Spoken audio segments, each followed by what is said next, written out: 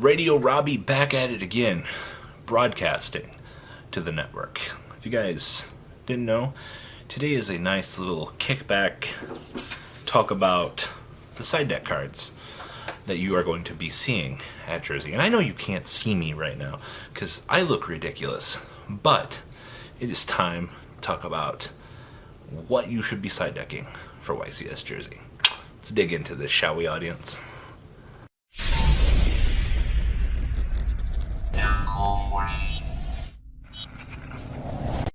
I was in fact informed that you could see me. We are not retaking that shot. You'll just have to deal with ridiculous looking Robbie. YCS Jersey is this weekend. What should you be siding? What are your opponents going to be siding?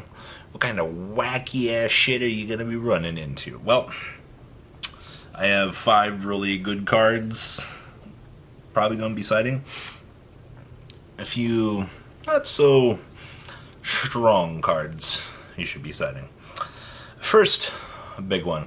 Called by the Grave. If you're not playing this in your side deck or your main deck, and you're playing a deck that gets fucked diddly-ucked by hand traps, I'm fucking sorry to tell you that you shouldn't be playing the game now.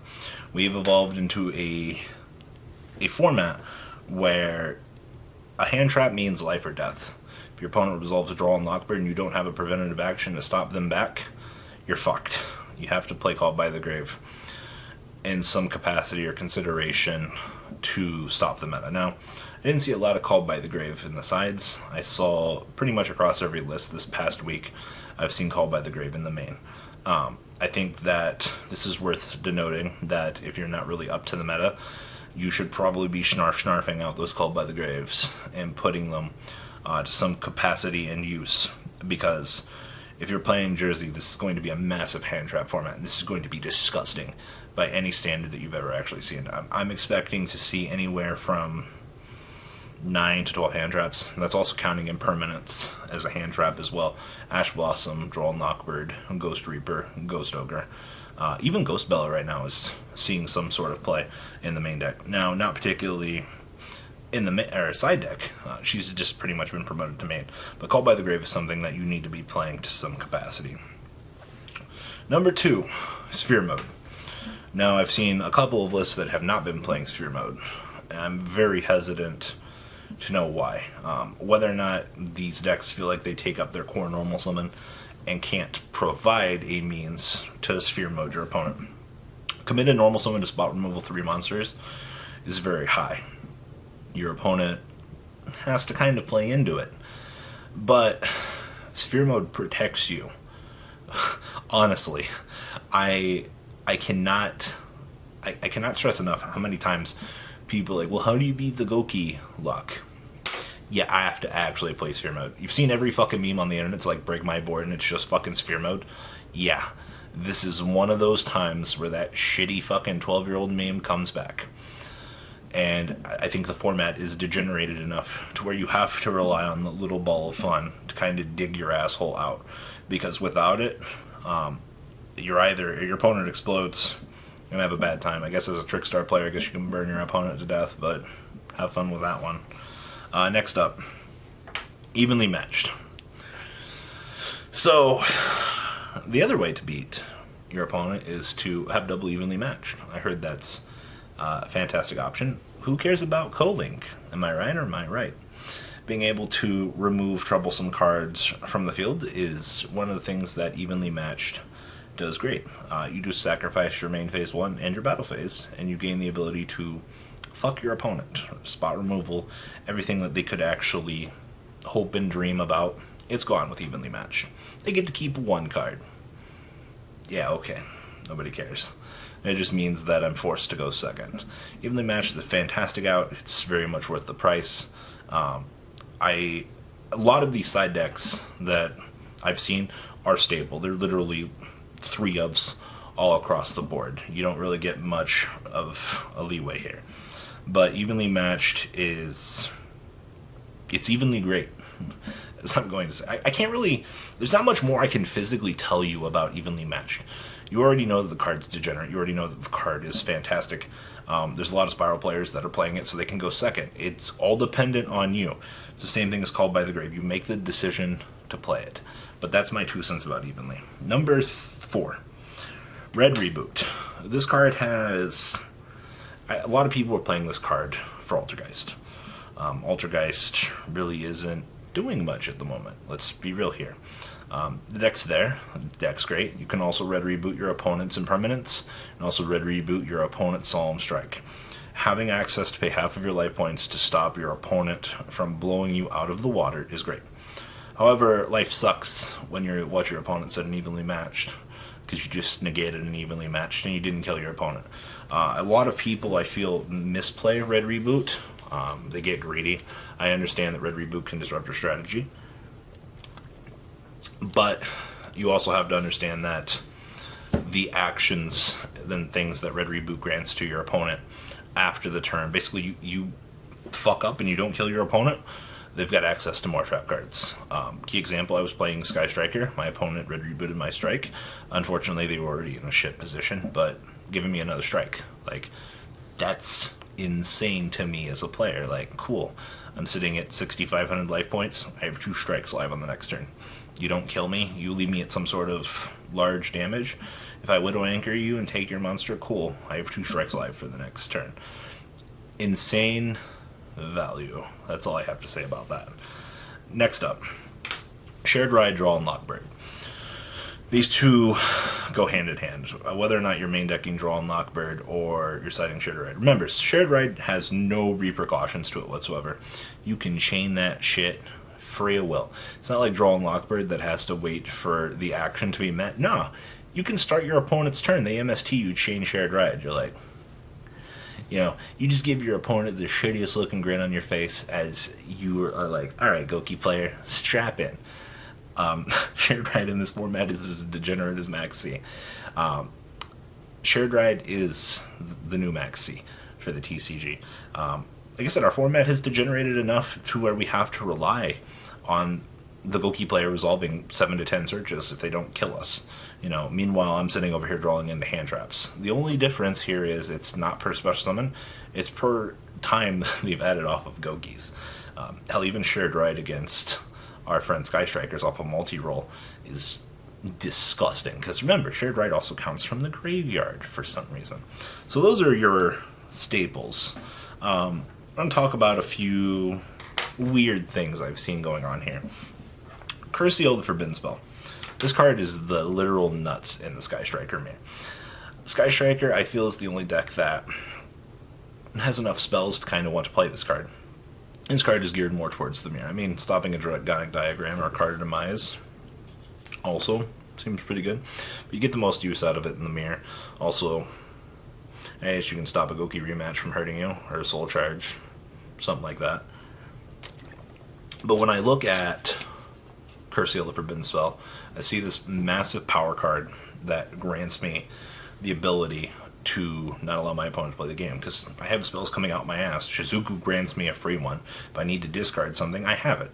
You know, that's the value that Curse Seal the Forbidden Spell grants to you. You know, free cards that you can use to negate things and deny your opponent the use of those cards in the future. You know, I was kind of talking about this a little bit I was going to talk about this, get my wording right, during True Draco before True Draco died. Curse Seal the Forbidden Spell through Diagram. What do you do? Fun times. Next up, Kaijus. Don't want to play Sphere Modes? Okay, you can play Kaijus. I've seen turtles, I've seen Doggerons. Pick your poison, literally.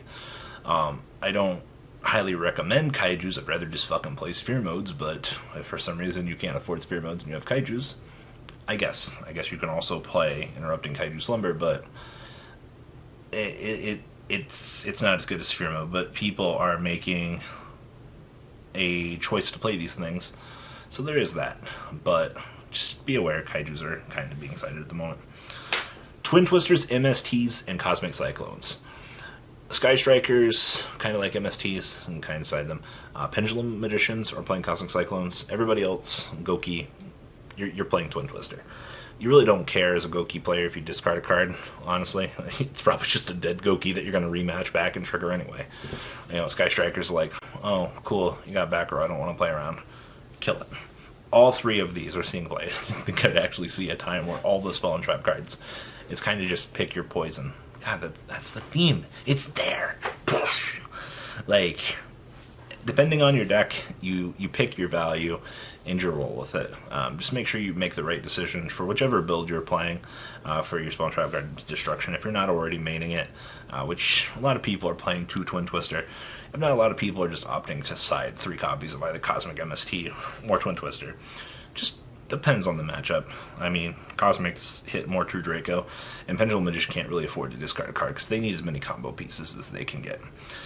Then the last card noteworthy of siding right now is Waking the Dragon. Ultimate Falcon is a hell of a drug, and it is really up there. I am going to add something else to this list. Being able to shut off whatever your opponent's trying to do it doesn't really shut off. It just says, fuck you, I'm putting a wall in the way. You kill the wall, well, you kill me. It's kind of how I feel about Ultimate Falcon. But Waking the Dragon is cute. I mean, especially if you're playing a big back row deck, your opponent might not think you have it, and then you have it, and your opponent's like, really? You know, I've heard so many people getting mad that they just misplayed. I don't know if this is between like the intermediate competitive community and the intermediate community, but the amount of salt I hear rolling off of these things is great. The last one I have to mention here is actually Ghost Reaper. So I was thinking about this more and more as this video was going. Ghost Reapering, Spiral, Double Helix, and things like that, or Shizuku, Kagari, they're great. Let's be real here for a second. But Ghost Reaper's play has dropped. Most people are just rolling with the Winged Dragon Raw Sphere mode or the Draw and Lockbirds on the side, along with the mandatory Evenly, Red, Reboot, or Shared Ride. Even Shared Ride seeing more play than Reaper. I think the preventative means is kind of falling off to the wayside a little bit in terms of using Ghost Reaper. Reaper's fantastic, don't get me wrong. I'd be lying to you if I said that Reaper wasn't one of the better cards. I'd be citing it over Kaijus, honestly, but preventative action is just that. That's kind of why, you know, you can get away with shared riding a Goki player, because if they're going to OTK you get a bunch of cards, and you can stop off on your hand traps. More hand traps is not a bad thing. Typically, if you get an Impermanence, an Ash Blossom, and whatever other hand trap you're playing, 3 strikes and you're out. Seems good to me. Just have to draw all those cards. Not a big deal, right? Yeah, who the fuck am I kidding? But most people, I don't think people have. There are new players that haven't played against Max C. If I told you that there are players that haven't played against Max C, you'd think I'm lying to you. But there are players out there that didn't play during Max C format. Well, Robbie, that was a couple of months ago. Yeah, it was. But you get new players every day. You'd be shocked. So I wouldn't be shocked if there's a player or a new player commenting on this video, being like, "Hey Robbie, I found your videos. You're such an asshole." I'll watch a couple more videos. I'll be like, "Hey Robbie, I really like your content. How dare I judge you?" No, not like that. I do love the comments though that are like, "Hey, like, I found you. You're an asshole, but I love you." Yeah, that's me. We don't beat around the bush here. It's what Robbie and Robbie Technologies does. We are equipped to give you the best metagame experience. Oh, Orange Robbie's sucking himself off again. That's the thing. So, that's my metagame in a nutshell. Remember, there are still new players coming into the game. There are a lot of people that don't know how to play against Mech C. I'm sure you might run into a player that doesn't know how to handle shared ride. It is very much a thing. Don't be shocked. So, that's my metagame discussion for Jersey. If you are playing the event, best of luck. You're going to need it. Alright, peace out. Thank you very much for watching. The ride never ends, guys. Make sure you enable those notifications to get the latest videos that are being posted on this channel.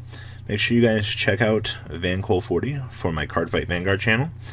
And join me and House of Champions on the Zodiac Duelist TV Twitch stream. We'll be interacting with our audiences. And please check out No Limit Gaming and LGTCG.com for the cheapest trading cards on the market. Thanks for watching, guys, and please have a good day.